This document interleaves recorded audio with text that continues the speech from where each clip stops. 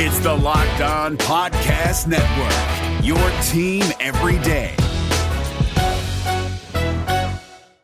Presented by Climate Power Education Fund. Does big oil care about our streets flooding or our home burning? Not according to an ExxonMobil top lobbyist. Did we aggressively fight against some of the science? Yes. We were looking out for our shareholders. They care about profits, not people. Learn more at polluters.exposed. You are Locked On Marlins, your daily podcast on the Miami Marlins. Part of the Locked On Podcast Network, your team every day.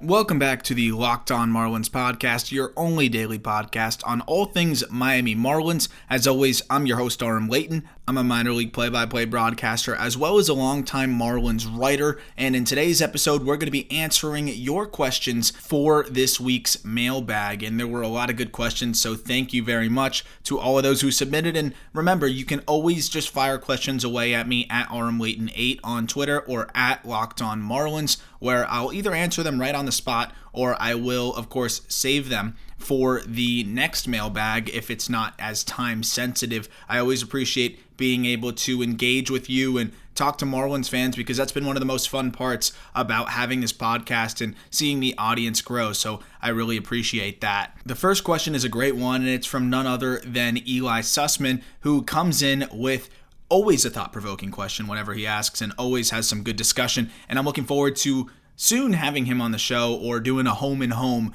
where I'll hop on his and he'll hop on mine. We'll have to discuss that, but I would love to talk about the upcoming season with Eli because he is one of the guys that's just fun to bounce things off of. And man, it's been years now where I've been talking baseball with Eli or working with him, and it's just been so much fun to watch this team go through the rebuild and watch Eli just grow Fish Stripes to where it is. And now I'm doing the Locked On Marlins podcast, but I would never be here without my opportunities at Fish Stripes, so always grateful for that as well. While I digress a little bit, I wanted to answer his question. And what do you think about the new Marlins dimensions? We didn't really get a chance to see them last year, which is a good point. And how do you think they'll play this upcoming season? I think the dimensions will play in the Marlins' favor because the team has a clear-cut plan to have a lot of ground ball pitchers. It's been pretty amazing. You can just tell that that's something they prefer. The following guys all produce above average to well above average ground ball rates in their career. Sandy Alcantara, no surprise there. Sixto Sanchez, no surprise as well. Pablo Lopez, those are the starters. And then you have Richard Blyer, Anthony Bass, Dylan Floro, who all produce very high ground ball rates. Brandon Kinsler, who was on the ball club last year, another ground ball heavy pitcher. So the Marlins are obviously leaning towards relievers and some starters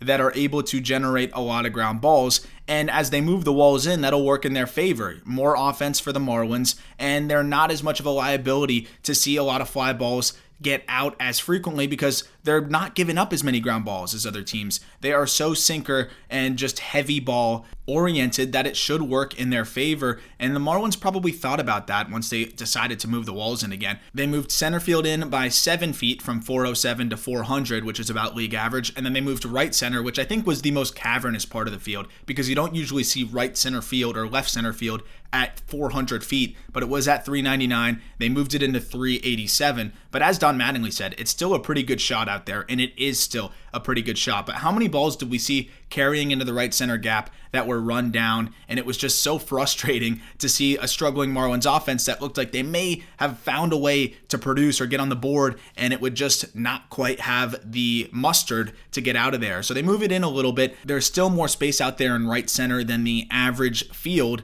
and I kind of like that for the Marlins because Adam Duvall now in right field is one of the better defensive right fielders in baseball, and he can really move. He is a low-key fast guy, and Starling Marte is a fantastic center fielder. You have Lewis Brinson probably making some starts in center and right or making some late-game substitutions in both those spots, and that's an advantage to the Marlins because I think not that many teams are going to have a combination of a speedy right fielder like that and a solid defensive center fielder that can close the gap in right center. So I'm very excited to see Marte and Duvall just run for the races and chase down balls in right center. While a few more might sneak out, it's still playing big out there, and I think that with the ground ball heaviness of the Marlins rotation and bullpen, that should lean towards their favor, and I'm interested to see how that all plays out this year as we'll get a full season at Marlins Park. Next question is from one of my favorite Twitter accounts, Marlins related, and it's just Marlins, who said basically along the lines, I'm paraphrasing because I don't have it in front of me, but it was,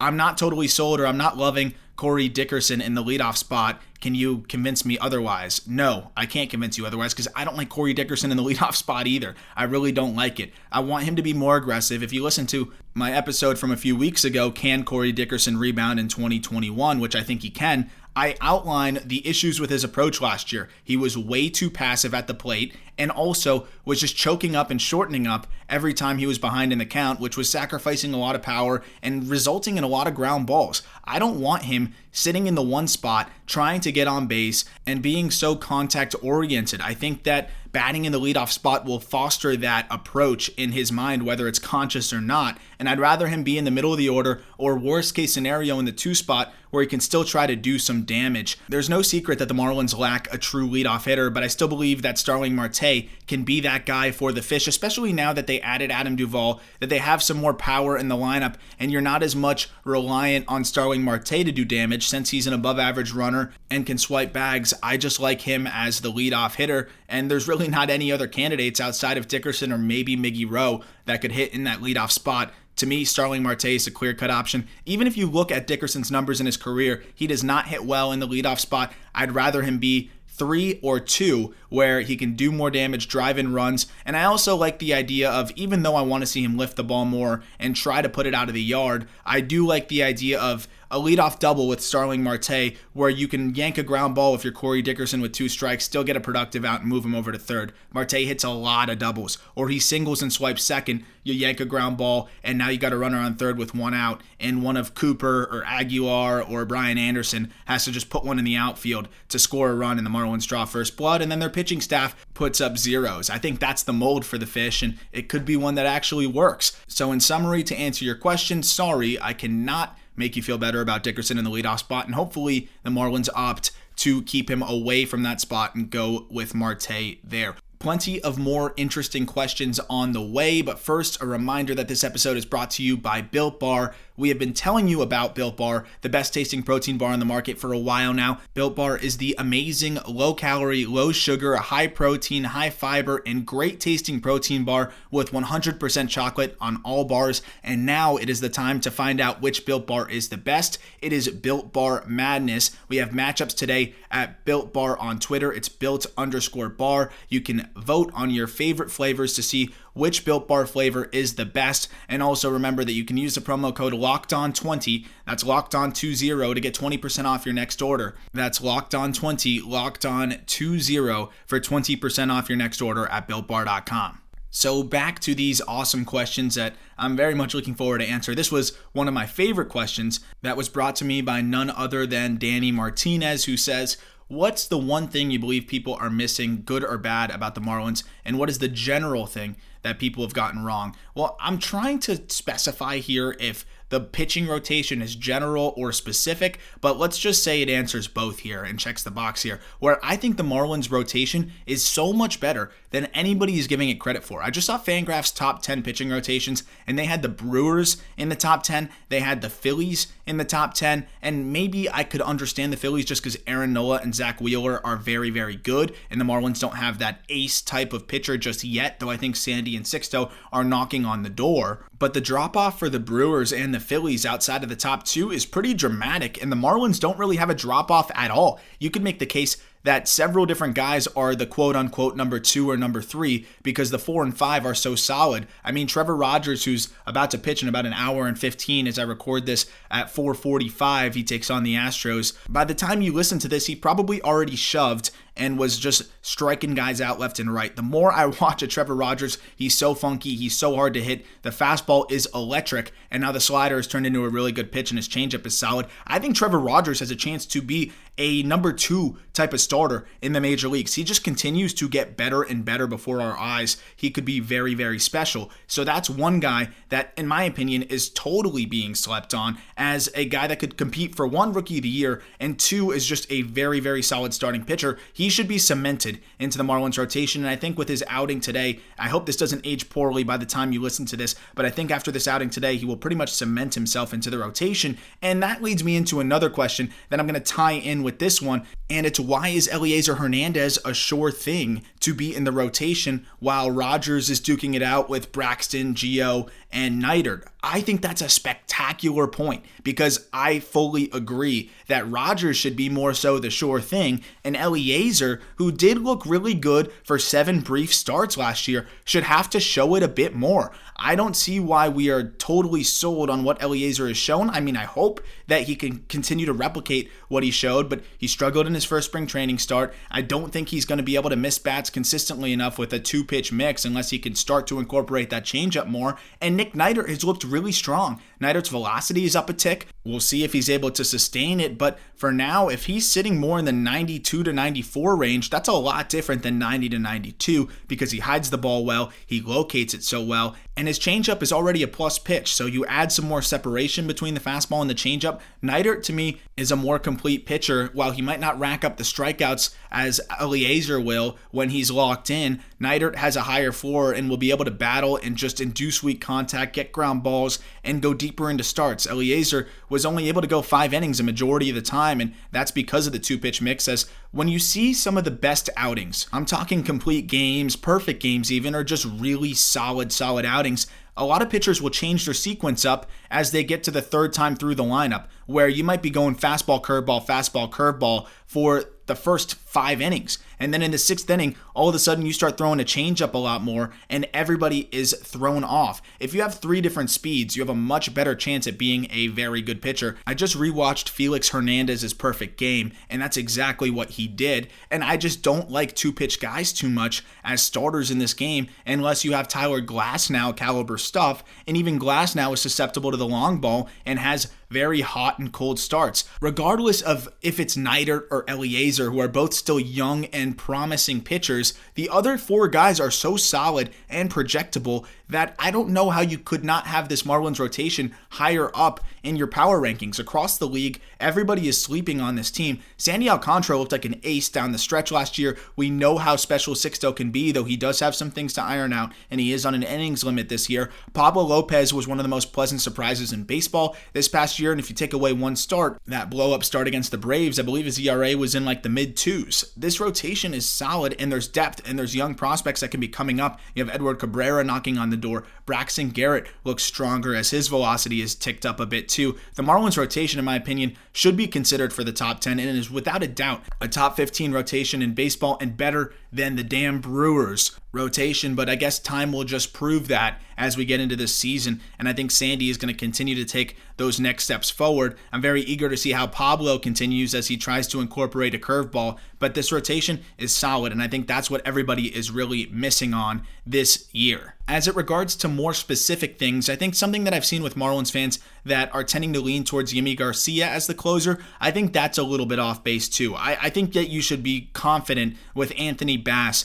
as your closer if you're a Marlins fan. I think Bass is a lot more reliable. The swing and miss is right there with Garcia, and he's not as susceptible to the long ball. When you have a closer, they can give up the ball game in one swing of the bat, and while anybody is susceptible to the long ball, Yimi Garcia, he improved upon that last year in a small sample size, but historically has had a huge soft spot to the long ball and gives up a disproportionate amount of home runs. I'd rather see someone like Anthony Bass, who just continues to look like a closer from what I've seen, and the slider is a solid pitch from him. He keeps the ball in the strike zone a little bit better than Yimi Garcia, and I just like the ground ball ability, which can get you out of a jam a lot more than Yimi Garcia, who's more reliant on the swing and miss to get out of tough situations or weak fly balls. But with the way the ball carries in the major leagues and with some of the bats that the NL East has, I would rather have somebody that's able to get some more balls on the ground. I'm going to answer 1 or 2 more questions, one of them that will have me diving into the entire NL East. Looking forward to doing that in just a moment, but a reminder also that this episode is brought to you by betonline.ag. BetOnline is the fastest and easiest way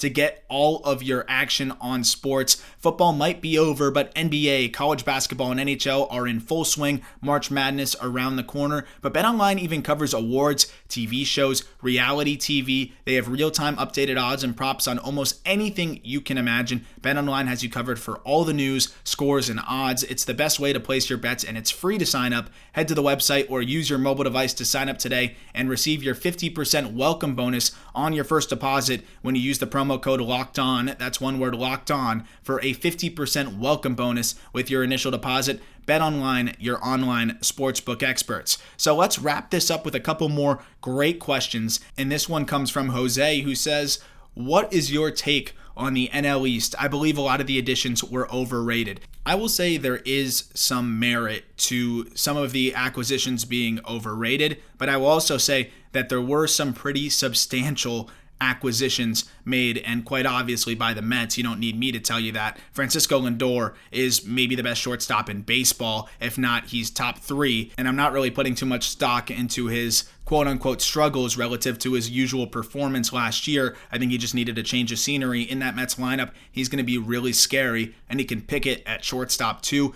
The Mets, all of their additions, I really liked them. Carlos Carrasco is so underrated. That guy as your number 3 or 4 is really scary. I do think Marcus Stroman is overrated. Not that he was an acquisition, but I think Carrasco is better than Stroman. So you have Stroman more as your 4 guy, which is solid.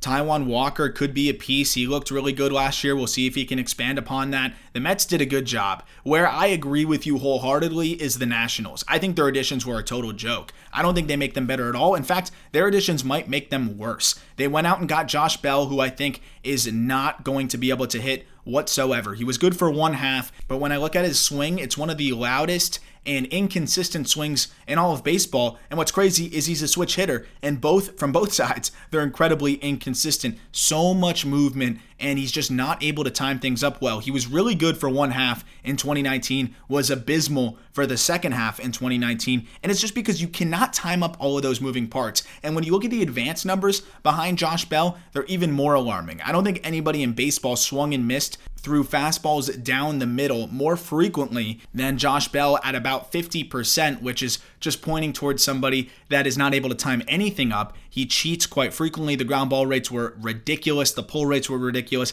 He was just trying to catch balls out front, and you could see him take some very bad swings at balls. He looked lost at the plate, and I really don't see him putting it together this year at all. And then defensively, both him and Schwarber offer literally nothing. They're 2 of the worst defenders at their respective positions, so all of the pressure is on their bats. I'd say Schwarber has a better chance to put it together offensively, but that guy has been taking steps back the last couple years offensively and offers nothing defensively. No DH in the NL. I don't know if the Nationals were banking on that when they went and got Schwarber, but those 2 moves do not move the needle whatsoever for the Nats. Strasburg is often injury prone. Scherzer is aging. The Nationals are definitely not looking good in my opinion. Of course, they have Juan Soto, but that's about it. And while Juan Soto might hit 400 with 40 home runs, they still won't be good. As for the Phillies, it initially looked like it could have been a disaster of an offseason for them. If they lost Real Muto, if they didn't bring back Didi, there would have been a lot of upset Philadelphia Philly fans. But quietly, I actually think they did not have a bad offseason.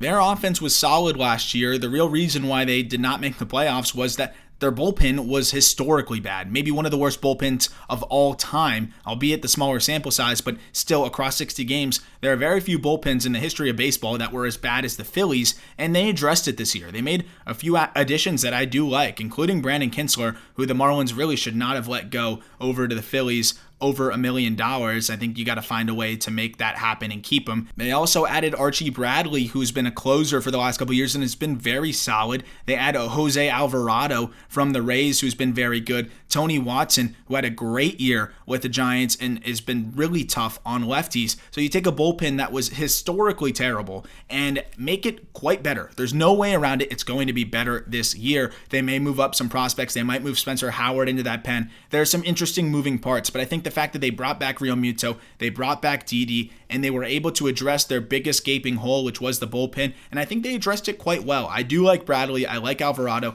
Kinsler was a great low-cost option as a high-floor type of guy, and Watson gets lefties out. Overall, they did a good job addressing the bullpen. Do I think the Phillies are an absolute threat? No, but they are definitely a team that could compete for a wild card spot, and as Bohm gets better, you know how I feel about Alec Bohm. I think he's going to be a perennial all-star. They still have the best catcher in baseball. They still have Bryce Harper. They still have one of the best young stars in the game with Bohm. Didi Gregorius is no slouch at shortstop. That's not a terrible team, and it's led by Aaron Nola, who just needs to be able to pitch in the second half. That's the big question for them. And can Zach Wheeler continue what he's been doing? Still, the Phillies are no slouch, and I think the Nationals, of all the teams I just mentioned, are far and away the worst. And the Marlins have a good shot to be able to overtake them, especially, you don't wish any injuries, but with the injury risk that Steven Strasburg poses and the regression of Scherzer, I thought he looked like he was aging last year. There are a lot of questions around the Nationals. Can Carter Kieboom put it together? He was a top prospect at one point, does not look good. How amazing, right? Top prospects don't hit. Why aren't we hearing about Carter Kieboom's struggles more?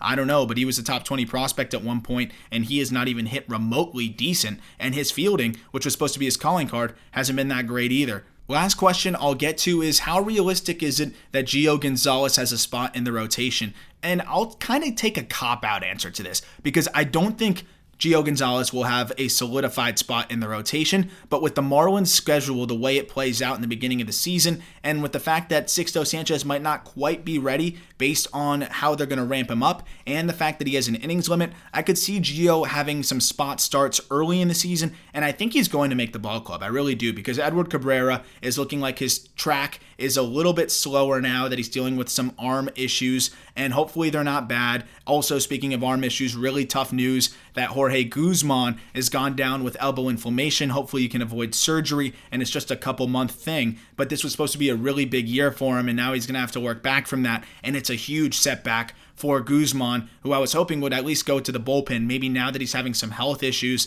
the bullpen might make even more sense for him to just not have as much strain on that arm and be able to go max effort for one inning. But back to Gio, I love Gio in a swingman role. I really do think he still has enough to make those spot starts, to be a decent arm out of the pen. And if Ross Detweiler continues to struggle, and he looked pretty bad in his last spring start, I'm not going to get too worried about it until we see him a few more times. But if Detweiler continues to struggle, then Gio might just overtake that role and be more flexible as someone that can make some spot starts too. Gio has the ability to still get guys out, and he's great for Miami. We've been wanting to see him come back here for so long now. I think the Marlins would love to have him on the ball club as someone that can bring fans in, can be a fan favorite, and just has the energy. But not only that, he is quite obviously a veteran that would have a great influence on some of the pitchers and his breaking ball. If he can teach some of the pitchers his nasty breaking ball, that can only help too. Maybe Trevor Rogers starts to find a hammer too, then forget it. I'm going Cy Young for Trevor Rogers if he learns Gio Gonzalez's breaking ball. But jokes aside,